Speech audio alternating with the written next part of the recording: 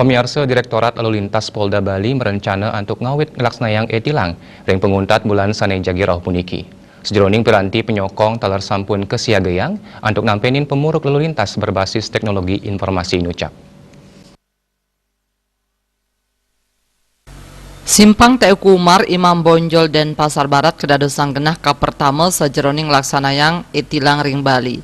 Petang lampu pengatur lalu lintas magenah ring catus pate puniki kejangkepen antuk piranti kamera pengawas antuk kendali jarak jauh.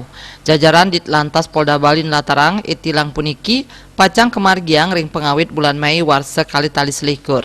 Rahmangkin makata pidabdab sampun kasiagayang sejroning nyokong pemargin penindakan pelanggaran lalu lintas berbasis teknologi informasi Inucap.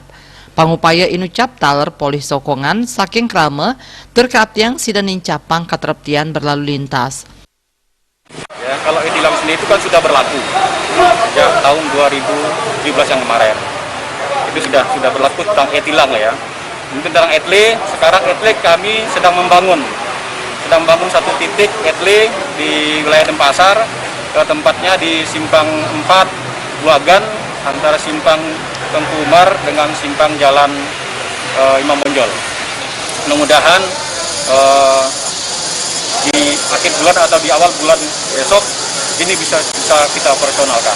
Untuk sementara kita satu titik dulu di Simpang Buagan itu, untuk wilayah Denpasar. Mudah-mudahan nanti di Gianyar juga akan kita bangun dan juga di Jemberana nanti juga akan kita bangun.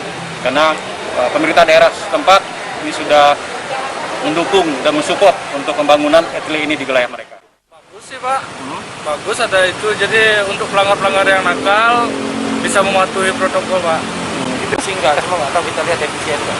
Orang yang enggak gitu.